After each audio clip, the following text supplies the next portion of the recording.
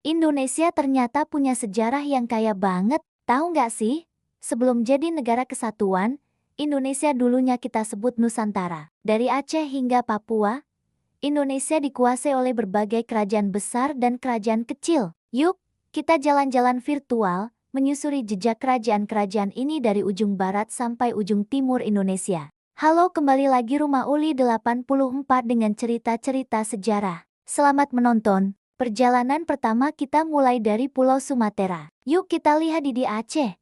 Ada beberapa ya kerajaan di wilayah Aceh ini. Ternyata tidak hanya satu, ada Kerajaan Perlak dan Samudera Pasai. Kedua kerajaan ini dikenal sebagai kerajaan Islam pertama di Nusantara dan berkembangan sehingga berdiri Kesultanan Aceh Darussalam. Kesultanan Aceh Darussalam mencapai puncak kejayaan di masa Sultan Iskandar Muda. Kalau secara geografis Aceh berada urutan pertama di Pulau Sumatera ini. Lanjut, kita berjalan-jalan lagi ke wilayah Medan, Sumatera Utara. Di Sumatera Utara ada kerajaan yang paling ikonik dan berpusat di kota Medan namanya Kesultanan Deli. Kesultanan Deli didirikan pada tahun 1632 oleh Tuanku Panglima Gocah Pahlawan.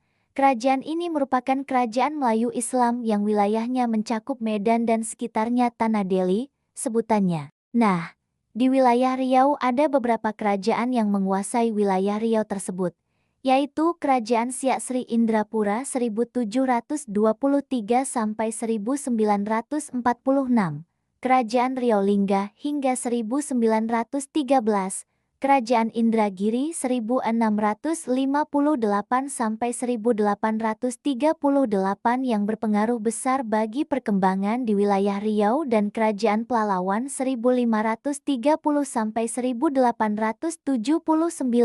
Kalau menurut catatan sejarah masih banyak kerajaan-kerajaan kecil di wilayah Riau. Setelah Riau kita telusuri wilayah Sumatera Barat, ada beberapa kerajaan di sini. Pertama, Kerajaan Dharmasraya yang berdiri abad ke-7 hingga abad ke-13. Kerajaan ini memiliki hubungan erat dengan Kerajaan Sriwijaya dan pengaruh India masih kental di kerajaan ini.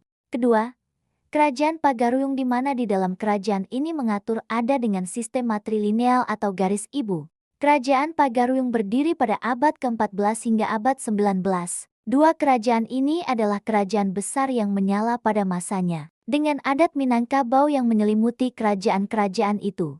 Tetapi ada beberapa kerajaan lainnya yaitu Kesultanan Indrapura, Kerajaan Siguntur, Kerajaan Sontang, Kerajaan Sungai Pagu, Kerajaan Kandis, dan kerajaan lainnya. Kita telusuri lagi di Pulau Sumatera ada wilayah Palembang atau Sumatera Selatan. Wilayah ini terkenal dengan Kerajaan Sriwijaya, sebuah imperium maritim yang berlandaskan ajaran agama Buddha. Kekuasaan Kerajaan Sriwijaya pengaruhnya terasa sampai ke Asia Tenggara dan datanglah Islam di wilayah Palembang. Pengaruh Islam membuat dampak perubahan, sehingga berdirilah Kerajaan Palembang Darussalam di wilayah Sumatera Selatan 1659 sampai 1823 Masehi. Wilayah bernama Jambi yang ada di Pulau Sumatera di sana juga dikuasai oleh kerajaan atau kesultanan. Kerajaan dan kesultanan itu mengatur rakyatnya dengan baik. Itulah Kesultanan Jambi. Kesultanan itu tercermin sebagai kerajaan Melayu Islam.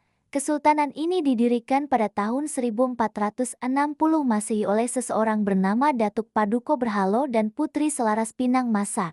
Berdekatan dengan Jambi ada wilayah Bengkulu.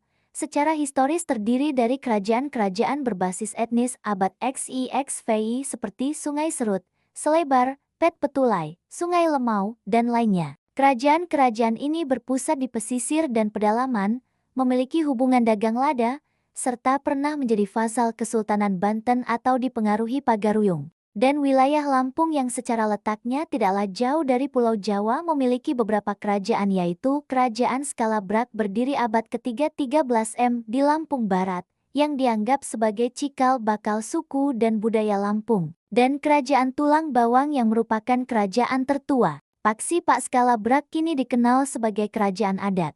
Yuk kita berjalan lagi ke Pulau Jawa, geser sedikit ke Pulau Jawa. Wih, lebih banyak lagi kerajaan di Pulau Jawa. Teman-teman semua, untuk cerita mengenai berbagai kerajaan di Nusantara ini dilanjut ke video berikutnya. Tetap ikuti channel Rumah Uli 84.